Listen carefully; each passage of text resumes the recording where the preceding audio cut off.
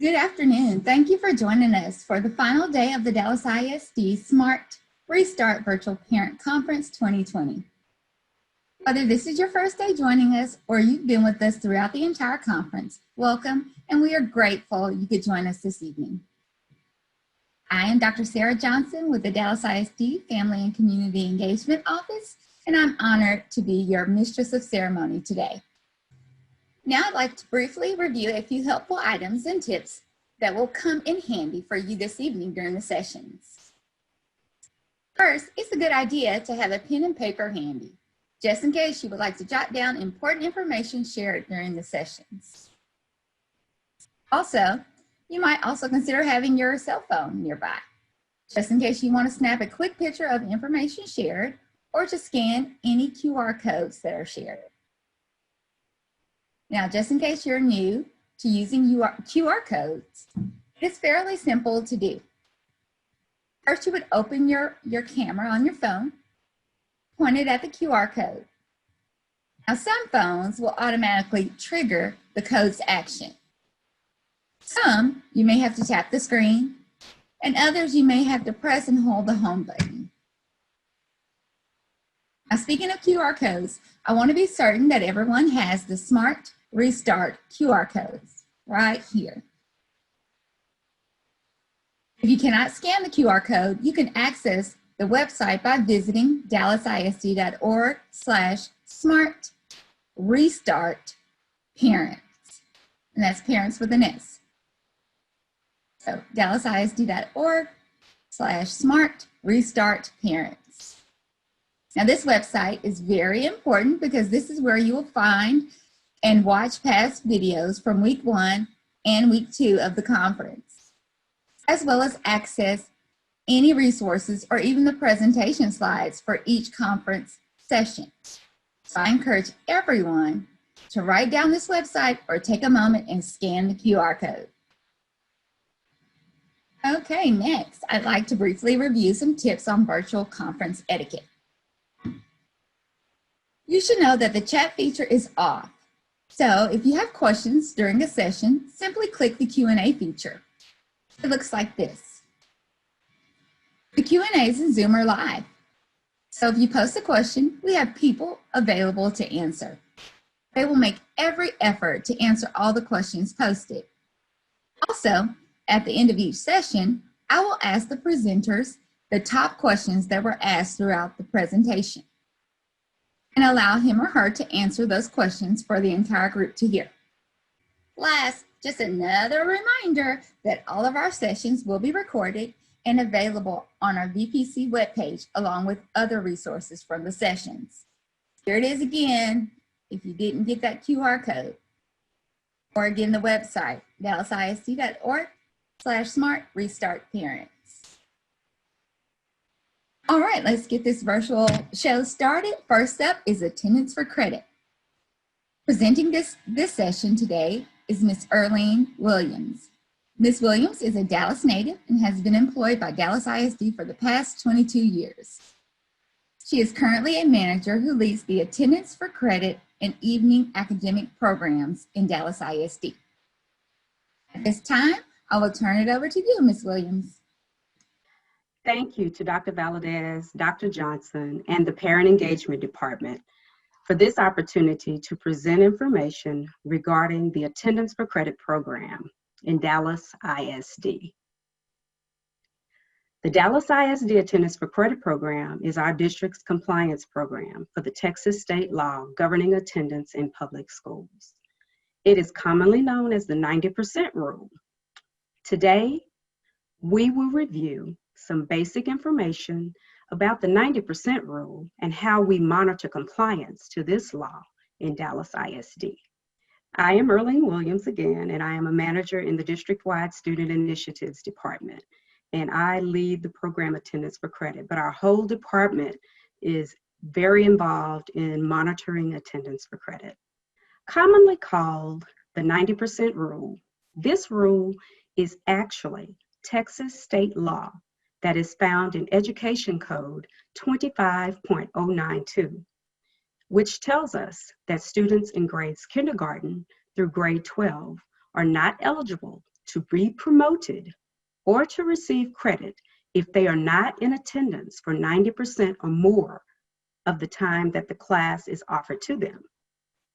This means when a student is enrolled in a course, he or she must be in attendance in that class for at least 90% of the time they are enrolled in order to be promoted to the next grade for elementary and middle, or to receive credit towards graduation in high school.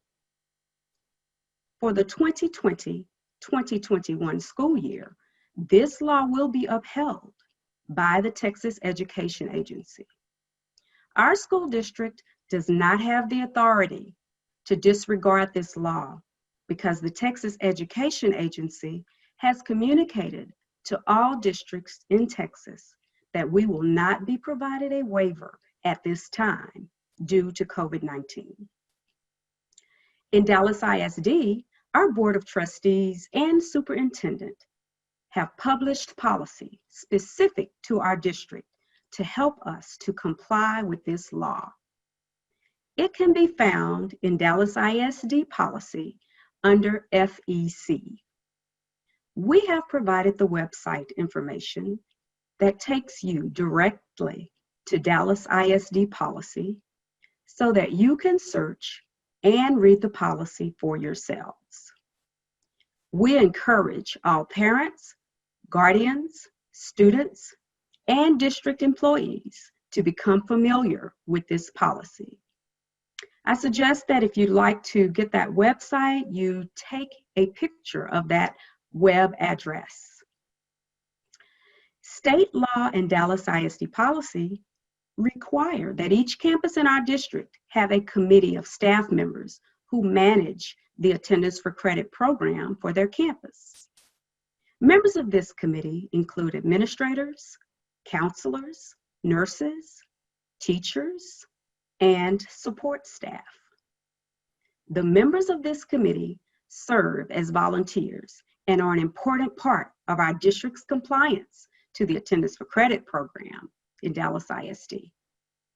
Three major responsibilities for this committee are: 1, reviewing student attendance; 2, assigning principals plans to students who have attendance below 90% and who are passing the class. Let me emphasize that in order to be eligible for the principal's plan, students must be passing the class where attendance has fallen below 90%. And the committee's third major responsibility is considering parent and student petitions. The committee also has many other responsibilities related to attendance for credit, but these are the major three we will talk about today. The committee is first required to review the attendance of every student who has attendance issues, whether they are below 90% or not. When a student's attendance falls below 90%, the committee assigns the student to complete a principal's plan to restore final grade or credit. This principal's plan requires that the students spend additional time completing extra class work. This additional time is called academic seat time, and it must be completed outside of the regular school day. During academic seat time, students must complete assignments for the classes where their attendance has fallen below 90% and they are passing. The assignments are provided by the student's teachers and have been pre-approved by the Attendance for Credit Committee for the student to complete towards meeting the requirements of the principal's plan. Students must complete work for the class where the absences occurred. If a student has fallen below 90% and is passing in an English class, then the work completed must be in English class. If a student has fallen below 90% and is passing in a math class, then the work completed must be from the math class. Elementary students are allowed to complete work that covers several content areas because when they are counted absent, they are absent for all classes. Each campus develops their own schedule for students to complete academic seat time and will communicate with parents and students how they will be required to complete the academic seat time associated with the principal's plan. During this school year, in order to maintain the safety of students, parents, and staff, and to help students to complete academic seat time, the campus may assign additional work in a virtual platform for students. Each campus will also determine how much academic seat time students must complete. Academic seat time is not, quote unquote, time for time. This means that students do not have to complete academic seat time equal to the amount of time they have been absent. Parents and students should request the academic seat time requirements from the campus in order to see how much additional time students are required to spend completing extra work for attendance for credit. The committee also considers petitions that parents may submit to request that their student be allowed not to complete a principal's plan. The committee is guided by our district policy when determining reasons that students can be excluded from completing a principal's plan. An example of a reason when a student might be approved not to complete a principal's plan is for a prolonged illness of the student, parent, or guardian, a sudden injury that causes the student to miss class, or a catastrophic event in the life of the family, such as the death of an immediate family member, a home fire, flood, or homelessness. The committee reviews the petition and will take into consideration all factors that the parent or guardian present regarding the student's attendance. Supporting documentation is required to verify reasons a parent or guardian may present to explain a student's absences. Please speak to your student's campus staff for more information regarding required documentation to support a petition. If a student fails to complete the required principal's plan, the committee, with the campus principal's approval, may deny the student's promotion to the next grade or credit for graduation. If a student is denied promotion or credit, it will be recorded on the student's semester or end-of-year report card with instructions to contact the campus for more information.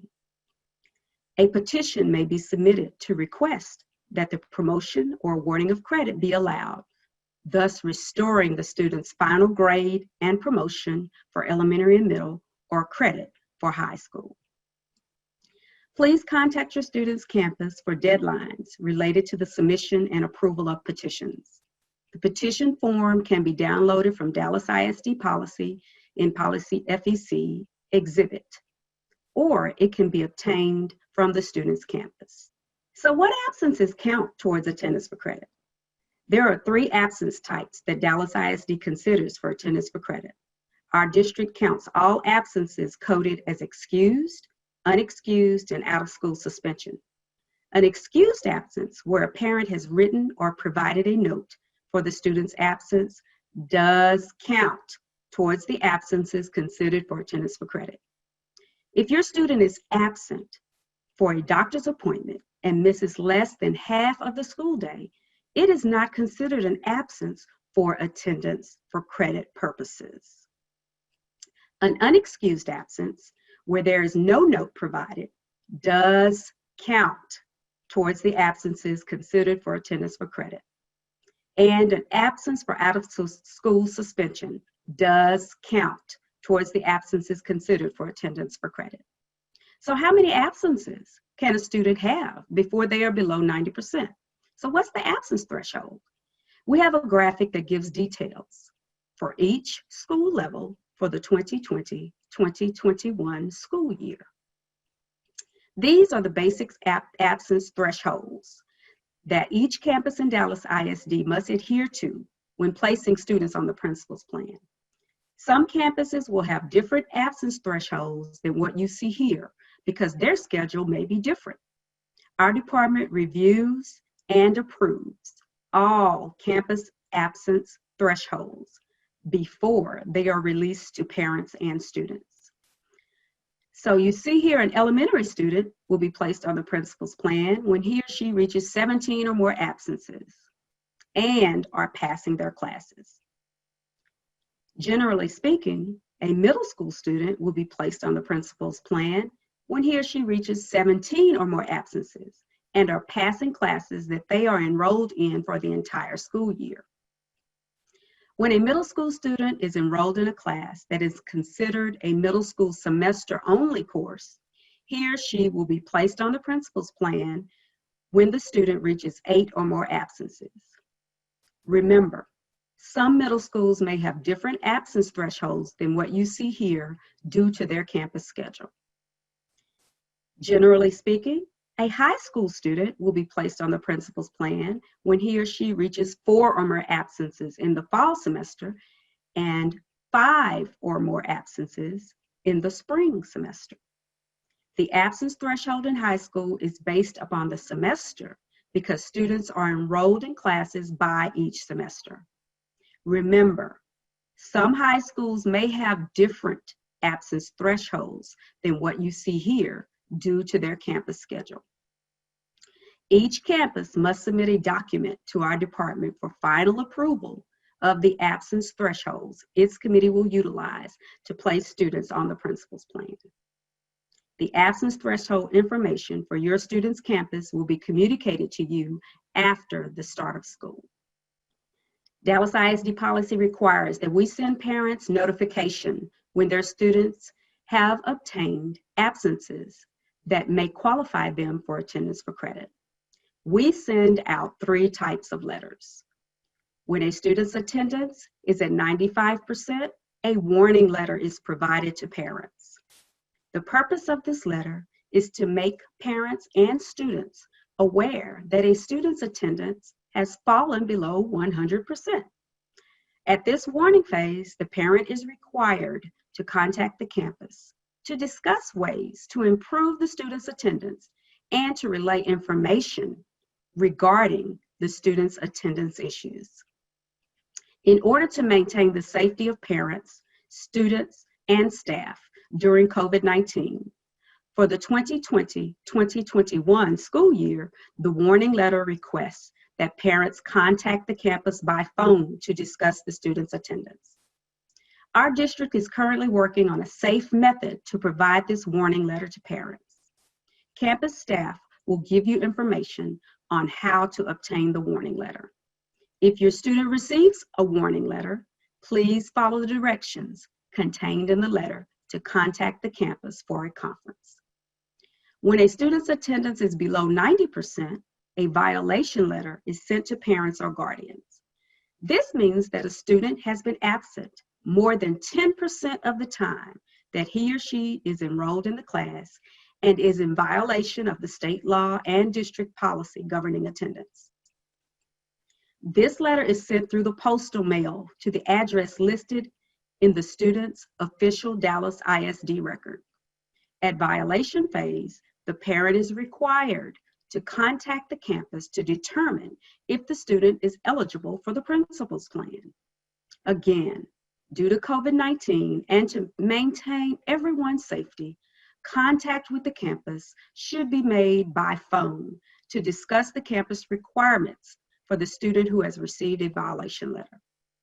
Receiving a violation letter does not automatically qualify a student for the principal's plan.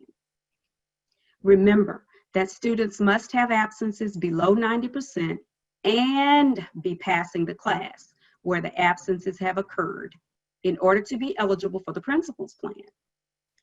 If you receive a violation letter and your student is placed on a principal's plan, this is the point when you may submit the petition form for your student to be exempted from completing the principal's plan. A petition will be approved by the campus attendance for credit committee if the reasons for the absences fall under our district's policy for exemption from the principal's plan. We request that parents please make certain that the campus has your correct mailing address so that delivery of this violation letter is not delayed. A wrong address in our system does not mean that your student will not be placed on the principal's plan. Students who qualify for the principal's plan are still required to complete academic seat time, even if you do not receive the violation letter. For elementary and middle school students, a reminder letter that is not pictured here is mailed to the address in our system when the student reaches 27 absences. This letter reminds elementary and middle school parents of the importance of regular attendance and requests that parents contact the campus to discuss the student's attendance. If you receive a reminder letter, please call the campus to discuss your student's absences. If your student is placed on the principal's plan and does not complete the requirements for the plan, he or she may be retained at elementary and middle school or denied credit towards graduation at high school. There are several ways that you can obtain additional information regarding attendance for credit.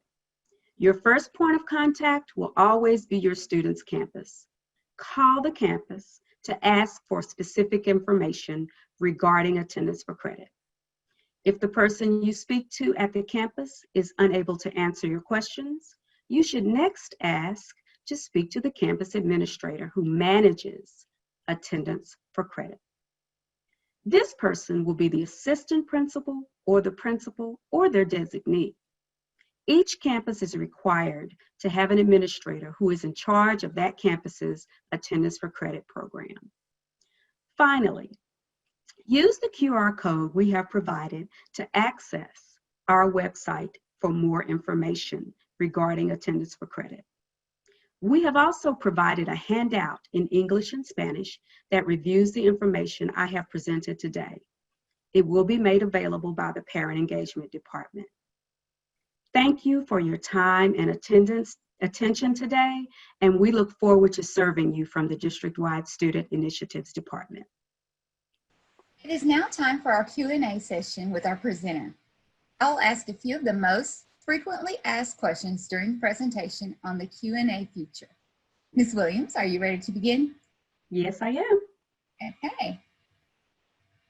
In the spring, there were several technical glitches that counted kids absent.